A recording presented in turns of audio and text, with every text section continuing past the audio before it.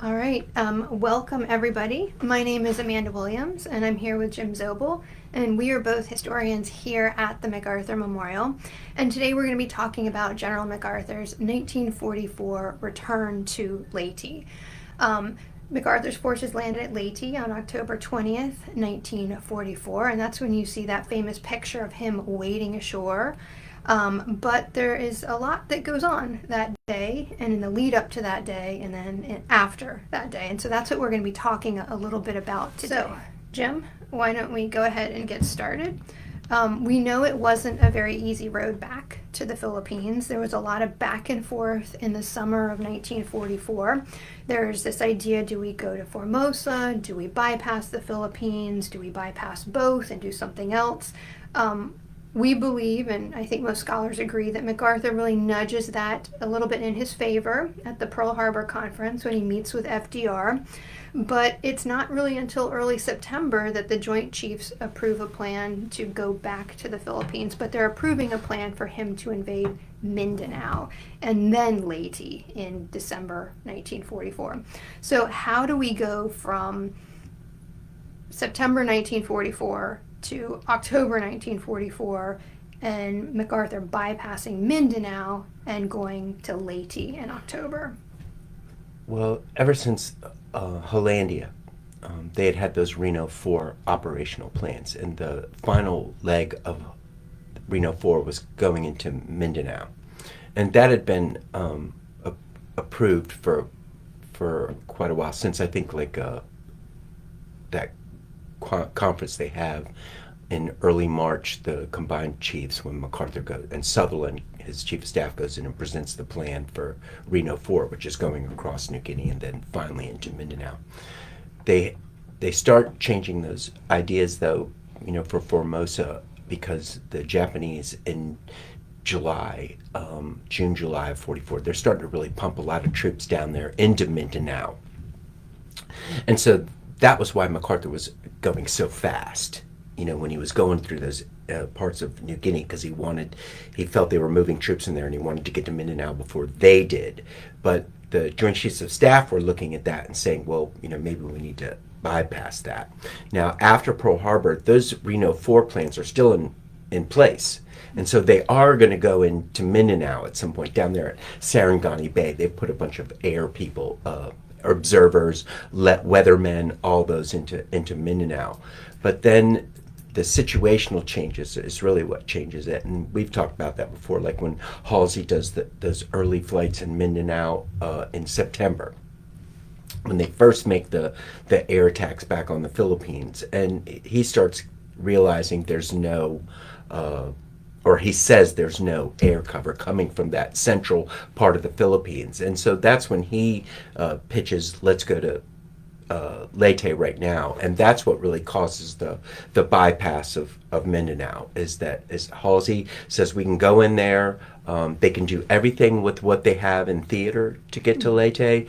Nimitz will give MacArthur the 3rd Amphibious Corps under Wilkinson, and he'll also give him that 24th Corps of the 7th and 96th Divisions, which were supposed to go into Yap. But they're not going to do those now because of the Halsey's flights, and they change all the missions. They're still going to do the Peleliu operation, but then they'll go into Mindanao.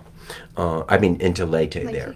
And so it's really, what happens, that changes the situation. I think as time went on from that Pearl Harbor conference, they realized that, with the Philippines, they can do everything in theater. And then a lot of things happen, which will shift it to Luzon after Leyte, which is, the Japanese had done a movement into China, and they had pushed that American Air Force out of the range of being able to cover that Formosa invasion. Okay. And then as well, when they decide that, if they've got to go into Formosa, they know then they have to take a lot of those coastal areas on Formosa as well, because the Japanese will just move in airplanes on the coast and start, hitting Formosa. And so Formosa plan becomes big and expanded as well.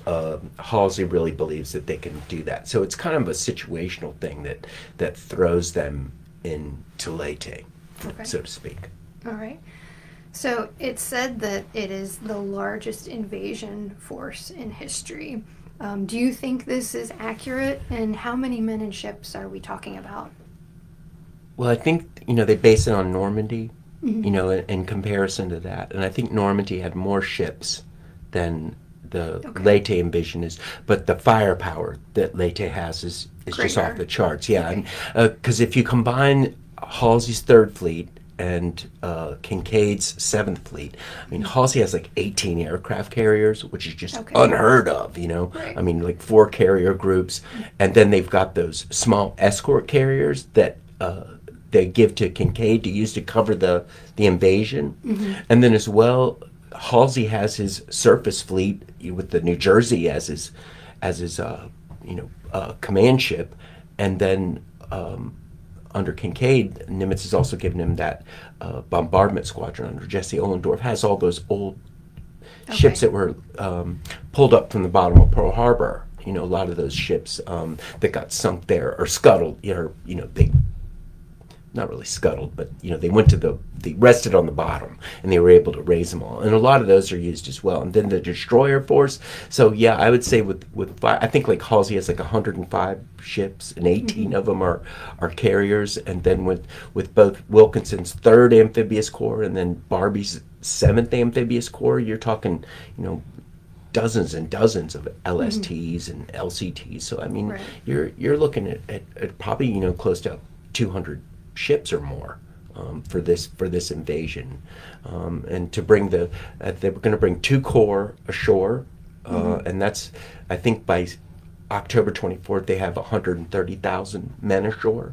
I think they bring 75,000 like that first day. So it's a monumental Right. task going in there, and I mean it definitely rivals what's going in at Normandy.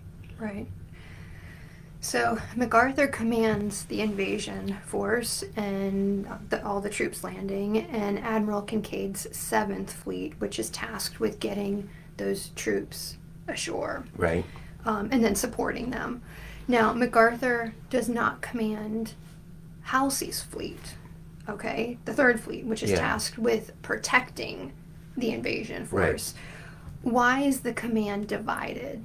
Well, it's always was that way. But why for that particular well, operation? it's still, there's still those problems about the Navy not, because MacArthur's senior to Nimitz, and they don't want to give him control of aircraft carriers, Okay. and whatnot. And so it is that division of command that still runs through there and all through the war. And MacArthur will rail against that, throughout World War II. Why was the Pacific it divided? violates every principle of united command. I mean, we've talked about it before, how it works very well for the Navy and the Army, because it keeps the Japanese off balance. But once they go in there and they've combined everything, then that's what causes the problems, because like we've talked in the Leyte videos and whatnot, Halsey and Kincaid don't talk. have to talk, Right. and it's really what causes that big problem in the Leyte Gulf battle at San Bernardino Straits, when they don't leave that Task Force 34 there, and then Kincaid is caught blindsided when all of a sudden that Taffy 3, escort carriers and the destroyers got Admiral Carita's fleet coming right at them. So it is a big problem as far as the Battle of Leyte Gulf. Yeah. So there is no direct communication between Yeah, Kincaid and Halsey. I know that Kincaid is monitoring all of those. They listen to each other. Right, right. They're yeah. not directly. Yeah. And so they're just yeah. assuming based on if Halsey sends a message, Yeah. Kincaid hears it, assumes what that means, or Now but there's no. Halsey, with that when he leaves and goes after Ozawa's, fleet at Cape Engano, he believes that all the heavy bombardment ships that Kincaid has, like Oldendorf's group and whatnot, that they will be able to handle it. But they've dispersed most of their armor-piercing shells in that Battle of Surigao Straits, and Okay. they were really there as like a bombardment shore bombardment, and so they've got high explosives rather than those armor-piercing shells. And so when Halsey's thinking, oh, they can handle it, they really couldn't. Yeah, they really couldn't. Yeah. Okay. Yeah. All right. Moving on to the Japanese for a minute. The Japanese, I think, expect Luzon to be the target. Is that correct? Well, or are they expecting Mindanao? And well, they Luzon? are expecting Mindanao to be the target because it's the the southernmost, and it faces where the Americans are coming from. And so, like we were saying, in the summer they really pump a lot of troops in there, and it really dismantles all of Furtick's guerrilla group because they have to go way into the jungles because they're all flooding on that eastern coast of Mindanao. Now the Japanese as well, they had changed the commander in the Philippines right before that, almost like a week before the invasion, when they take out Kuroda and put General Yamashita back in there with Muto. And I think, when the Leyte gets invaded, Muto is the chief of staff. He's like, okay, I understand, but where's Leyte? They have no doesn't understanding. even know the lay of the land yet. Yeah, and now when the thing is that in September, when Halsey did those overflights, first the Japanese think, oh, they're going into Mindanao. Right. And so they get ready for the invasion of Mindanao there. And then in early October, when Halsey is doing the flights to ward off Japanese airplanes for, the coming October invasion of Leyte, the Japanese think that Formosa is the target. And they throw in, tons of all these pilots, and they lose tons of planes there. Now, you've got on Leyte, you've got Shiro Makino, and he's with the 16th Division, which was the division that fought in that early Bataan Corregidor phase. And he's got about 23,000 men on Leyte, but he knows that Luzon is the main zone of defense, which Yamashita will look towards. And as well, the Japanese government has said, we squashed the American Navy when they when they made those attacks on Formosa. And so in his mind, Luzon's the main zone of defense, and the American Navy's been squashed. What do I have to worry about? Yeah. So when the Americans show up at Leyte, he's got everybody back from the beach, like they did at Peleliu and Biak, so that they don't get creamed by the shore bombardment. But the plan of defense for Leyte, that's all they have there. But then once the Americans go there, the Japanese High Command, Field Marshal Terauchi, that runs the Southern Army Command, they're all, no, Leyte is the battleground. Okay. And then they overrule Yamashita and Muto. Terauchi and Yamashita and Muto have these raging fights. Really? About Leyte, because Yamashita says, if I can have all these troops, then I can have a mobile defense on Luzon, chance of victory, maybe hold these people off. But the Japanese order everything in, and that's Yamashita's got to now resupply all of Leyte, and he's going to throw 9 convoys into the island. They're going to lose 80% of the people that they throw in there because the U.S. Navy is hounding these things. But they get ashore about the 1st Division, the 26th Division, the 102nd, 57th Independent Brigade, and so they'll be able to throw in about 57,000 troops to make this be the battleground, and it becomes that. It becomes this nightmare because the rain set in. The engineers had told MacArthur before they went into Leyte that, no, we chose Mindanao because they have better fields. Leyte is just going to be a swamp, which it turns into. And then it all just becomes this slugfest, over those, because Leyte's got the Karigara Mountains up top and the mountains in the central corridor. It's a nightmare. Yeah. Now, MacArthur lands on the beach about 4 hours or so after the initial landings. Does that mean on October 20th, when he does that the beach is secure, or is that something else? Well, this is what he does at most of the places. He waits for about 4 hours, and that's mostly to get all the operational combat fighting troops ashore. Okay. So that he's coming in after their, so he's not messing up with Right. their operations. When he comes in, though, I mean, at Palo where he lands, 3 LSTs, they took hits that morning, so they're all burning on the beach and whatnot.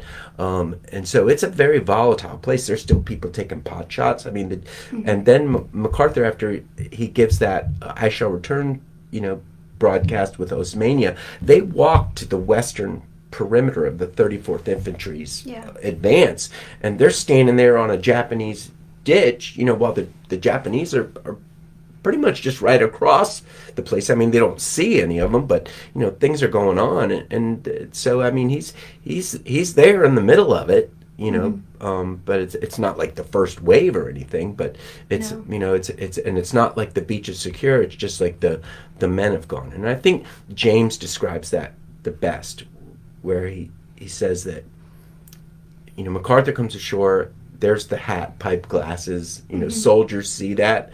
And they're like, man, there's MacArthur, but like their commander's like throws a clump of sand at him and was like, get your head out of, let's go, let's keep moving. Who cares? Yeah, who cares if he's over there? Yeah, okay. So the landing, when we see that iconic photo, that photo's not taken in a moment where it's like, look, we've accomplished this, we're good to go, we've got our beachhead, nothing can push us off this, here I am. Well, and that's... It's actually anything could still happen at this point. And that's why it's stuck on the sandbar, because when the boat came in with MacArthur, the beachmaster was like, get out of here, what are you doing? And he like waves them off to the side, and so they get stuck on that sandbar. Okay. Yeah. It's a cool way of thinking about the photo, though, this idea that the operation's not anywhere near being over yet. Oh, yeah. Anything can still happen, and as we know, the Japanese Navy is going to try very hard to make something happen. 3 days later, Let's go back to the Navy for a minute, and I think one of the themes when you look at World War II in the Pacific is that the Japanese Army and the Japanese Navy don't always tend to coordinate very well with each other. Do they do a little bit of a better job in terms of defending and trying to repel the invasion force? And then how does the Japanese Navy respond to the whole problem? Well, Battle of Leyte Gulf, right. that's the response. We've made all these videos. The Japanese had 4 different plans. If they go at the Japan, Ryukyus, Formosa, Philippines, the show operations. And it was when the Americans go in at Dinagat Island, which the 6th Army Rangers go in, right outside of Leyte Gulf. And they take that, that's when the Japanese know, okay, this is the Philippines, and they enact that Operation Show 1. The Japanese Army and the Navy getting along, the thing is because the Japanese had lost all their pilots, basically, and most of their planes, when Leyte Gulf comes along, they really have none. I mean, those carriers that Ozawa has up there at Cape Mangano have, a few, but that's about it. And so they're depending on the Japanese Army Air Force, Kyoji Tominaga's 4th Air Army in the Philippines to cover the Navy. But Army guys have never done naval cover, which is constant circular patrols. That's the way the U.S. Navy does it. And so when Tominaga and the 4th Air Army get the go for the Show 1 operation, he's got about 2,500 planes. They're going after American carriers, with bombs, which they're not very good at. And I mean, they hit the Princeton, but that's about it. And they don't cover the, Kurita or Nishimura's and Shima's forces. And so when all of a sudden all of those carrier planes show up in the Sibuyan Sea and start just mangling the Musashi and all those cruisers there's no air cover, for them. And so that's that, that problem once again, that Tominaga is like, well, I'm taking out the carriers rather than, sitting there covering your force. And so that's why Kurita just get totally hammered there, in there. As far as the the Navy and the Army, it's a different run thing, and the Navy gets creamed, and that's what ends the battle in the Philippines, really, because once that happens, they're isolated. There's no help coming. So while the Battle of Leyte Gulf is going on, do we know what MacArthur knows in real time? You know, Oh, what's yeah. happening? Is he freaking out? Like, No, he or is wants. he thinking this is great? He's back on the Nashville, and he wants the Nashville to go down to Engage. Surigao Straits and take part in that. He's like, I've never been in a naval, battle. Yeah. Let's go. And Kincaid is like, get out of here. And he says, if you're going to stay on the ship, I'm not sending it down there. And so the Nashville's not part of it. Because MacArthur. Because MacArthur. And then finally Kincaid gets him off the boat. And So they can go. establishes, to and be part he of it. establishes his headquarters on shore on the 23rd, 24th. Yeah, because MacArthur's all for being a part of this naval battle. That's interesting, and it's the last battle between battleships Ever in history so far. Yeah. Well, it's the last big sea battle where pretty much every type of ship was going at it. Yeah, because only the Japanese only have to face those when their battleships come through the Surigao. Yeah, when it's battleship against battleship, and they sink all three of those Japanese battleships.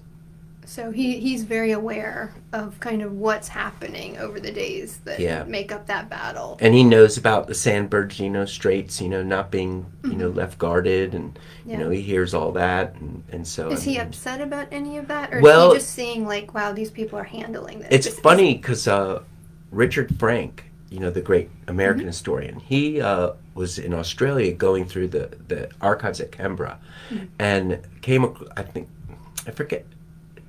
The Australian that is like MacArthur's aide, like Berryman or something like that.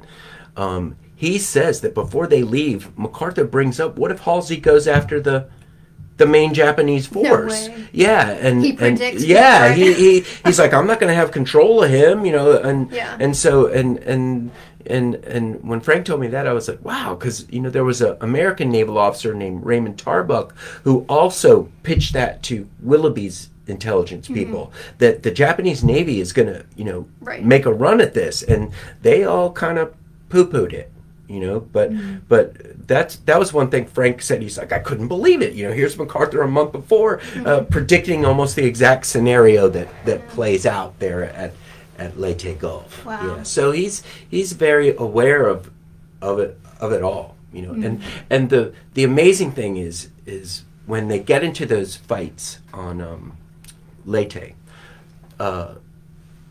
MacArthur doesn't go in the field much because Kruger's there. They're both there, the 6th Army commander as well as the main commander, and so he doesn't want to interfere.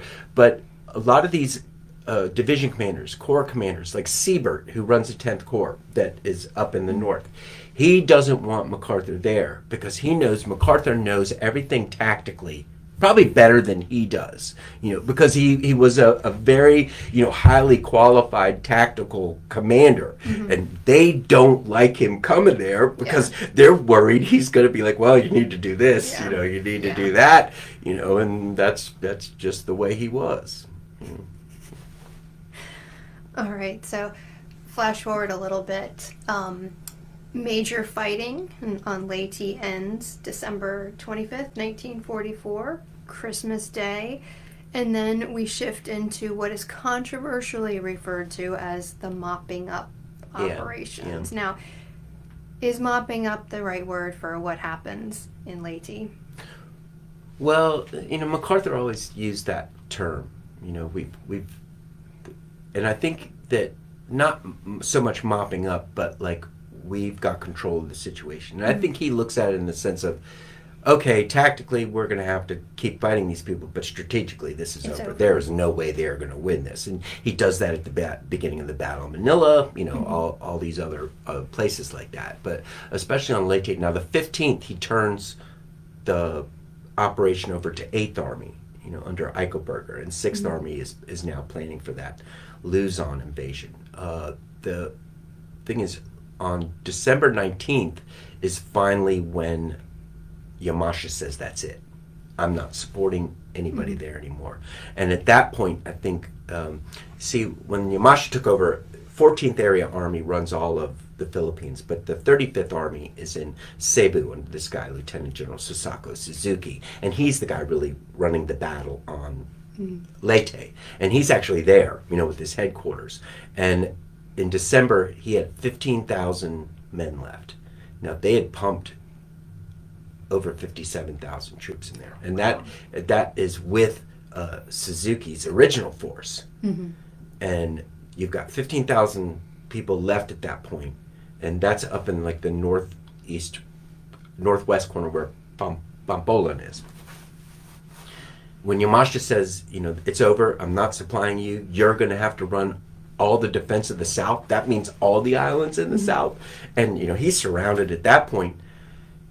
1,000 of them make it to Cebu. They make it off of Leyte and get to Cebu. So you got 4, and the rest of them will perish. And I think 400 surrendered on Leyte. It's not a lot. And that's over 56,000 people that fight to the death on Leyte. Mm-hmm. And that's why and then you had half as almost as many as that sent to the bottom of the ocean in those convoys. So I mean that's like over 100,000 people that Yamashita tried to push in there, was forced to push in there. Right. And that's really what dooms his campaign on Luzon, because he was forced to do that. But the getting into the mopping up thing, again, that comes back to D. Clayton James, where he says mopping up doesn't mean much to a sergeant who just lost his whole platoon. Right. In a mop up operation, and they say it's a hard word to use, but that's the term they've been using from time immemorial. Mm-hmm. Mopping, ending it all. Yeah. I feel like from a public affairs standpoint, I mean, it's useful to MacArthur in the sense that he's able to say, look, we've won to the press, but then it's kind of a public affairs nightmare when it comes to, well, Americans are still dying. Yeah, and I think they still have like a few thousand more casualties, after in the mopping up days, right. so to speak. Right. All right, Jim, final thoughts about Leyte? Well, MacArthur said that Leyte was the anvil in which he would hammer Japan into submission. And it's pretty true. I mean, the Imperial Japanese Navy is destroyed as an effective fighting force. Yamashita doesn't, when the Americans go into Luzon, the only thing he can do is pull everybody into the mountains and try and hold on as long as possible, except the Navy guys who want to fight to the death in Manila and kill everybody they can. But it is the doom of Japan, because after the Battle of Leyte Gulf, they turn to the kamikaze, the suicide pilot, and that's their last, gasp of trying to hold on. And so Leyte is probably one of the, if not the key battle of the Pacific. It's like with Guadalcanal and whatnot, it's definitely one of them. A major turning point. Yeah. Yeah. Or just the final nail in the coffin, basically. I feel like MacArthur's always interested in anvils and hammers. You think about Incheon, you think about Korea, you think about here. He's always trying to set it up to just smash the enemy. Well, it's the bold move, Mm-hmm. and that's his whole thing. To end wars quickly, you have to have some bold move that totally reverses the situation. And I mean, Incheon's more of an example of that, than anything else. But Leyte is what really dooms the Philippines for the Japanese. Okay. Well, thank you very much, Jim. And we're going to put in a lot of pictures and stuff. Yeah, in the YouTube video, we'll I've got some vacation pictures I want to put in. Probably not those, but we'll be back on, I think, December 11th. And we're having our big Leyte Gulf Symposium. Oh, yeah. Why don't you tell people about that? Well, on October 26th, the Saturday, early that morning, we'll have 2 speakers here, and it's a commemoration of the Battle of Leyte Gulf, and it should be a really good affair. Mm-hmm. Yeah. And that's a partnership with the Hampton Roads Naval Museum. Right. So MacArthur Memorial and the Hampton Roads Naval Museum working together. And then December 11th, you and I will be back talking about the hell ships. Right. During World War II That in should the be Philippines. most pleasant, shouldn't it? Right. Great, an interesting topic for December, but an important topic that probably needs to be studied and discussed more. So we'll be back.